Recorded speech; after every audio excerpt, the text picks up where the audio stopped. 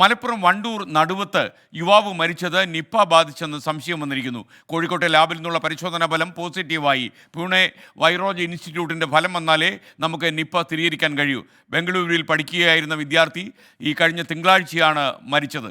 തിരുവനന്തപുരത്ത് ഇതിൻ്റെ വിശദാംശങ്ങളുമായി അലക്സ് റാം മുഹമ്മദ് കൂടി പ്രൈം ടൈമിൽ ചേരുന്നു. അലക്സ്, എന്താണ് കൂടുതൽ വിശദാംശങ്ങൾ? SKN മലപ്പുറത്ത് വീണ്ടും ഒരു നിപ്പ ആശങ്കയുടെ സാഹചര്യം നിലനിൽക്കുന്നു എന്നുള്ളതാണ് ഏറ്റവും പ്രധാനപ്പെട്ട കാര്യം. SKN സൂചിപ്പിച്ചതുപോലെ മലപ്പുറം വണ്ടൂർ നടുവത്ത് 24 വയസ്സുകാരനാണ് കഴിഞ്ഞ തിങ്കളാഴ്ച പെരിന്തൽമണ്ണയിലെ സ്വകാര്യ ആശുപത്രിയിൽ മരിച്ചത്. ഇദ്ദേഹത്തിൻ്റെ മരണം നിപ്പ മൂലമെന്ന് ആരോഗ്യവകുപ്പ് സംശയിക്കുന്നു എന്നുള്ളതാണ് ഈ ഘട്ടത്തിലെ പ്രധാനപ്പെട്ട വിവരവും വാർത്തയും. ആരോഗ്യവകുപ്പ് നിപ്പ സ്ഥിരീകരണത്തിനുള്ള പരിശോധനയ്ക്ക് ഈ സാമ്പിൾ അയക്കാൻ തീരുമാനിച്ചിട്ടുണ്ട്. ആലപ്പുഴ NIVയിലേക്കും പൂനെ വൈറോളജി ഇൻസ്റ്റിറ്റ്യൂട്ടിലേക്കും ഈ 24 വയസ്സുകാരൻ്റെ സാമ്പിൾ അയക്കും. ബാംഗ്ലൂരിൽ പഠിക്കുകയായിരുന്നു 24 വയസ്സുകാരനായ യുവാവ്. നിലവിൽ ലഭിക്കുന്ന വിവരമനുസരിച്ച് മനസ്സിലാക്കുന്നത് ഓഗസ്റ്റ് 22-നാണ് അദ്ദേഹം നാട്ടിലേക്ക് എത്തിയതെന്നാണ് മനസ്സിലാക്കുന്നത്. അതായത് സെപ്റ്റംബർ 4 ബുധനാഴ്ചയാണ് അദ്ദേഹത്തിന് പനി ഉണ്ടാകുന്നതും വെള്ളിയാഴ്ച വണ്ടൂരിലെ സ്വകാര്യ ആശുപത്രിയിൽ പ്രവേശിപ്പിക്കുകയുമായിരുന്നു. പനി മൂർച്ഛിച്ചതിനെ തുടർന്ന് പെരിന്തൽമണ്ണയിലെ സ്വകാര്യ ആശുപത്രിയിലേക്ക് അദ്ദേഹത്തെ മാറ്റുകയായിരുന്നു. ഇക്കഴിഞ്ഞ തിങ്കളാഴ്ചയാണ് മരണം സംഭവിച്ചത്. ഇതിൽ അദ്ദേഹത്തിന് കടുത്ത പനിയുണ്ടായിരുന്നു. അതുപോലെ തന്നെ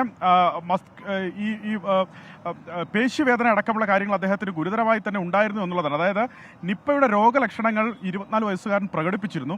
ഇദ്ദേഹത്തിന്റെ മരണകാരണം എന്താണെന്ന് ഇതുവരെയും സ്ഥിരീകരിക്കാൻ സാധിച്ചിട്ടില്ല. അപ്പോഴാണ് മലപ്പുറത്തെ ഈ പഴയ ഒരു ഹിസ്റ്ററി കൂടി പരിശോധിച്ചുകൊണ്ട് ഈ സാമ്പിൾ പൂനെയിലെ വൈറോളജി ഇൻസ്റ്റിറ്റ്യൂട്ടിലേക്ക് അയക്കാൻ ആരോഗ്യവകുപ്പ് തീരുമാനിച്ചിട്ടുള്ളത്.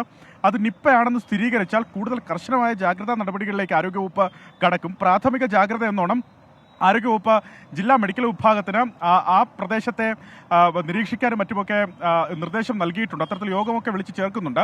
എന്താണെങ്കിലും സ്ഥിരീകരണം വരേണ്ടതുണ്ട്. SKN 4 മുതൽ 14 ദിവസമാണ് നിപ്പയുടെ ഇൻക്യുബേഷൻ പീരീഡ്.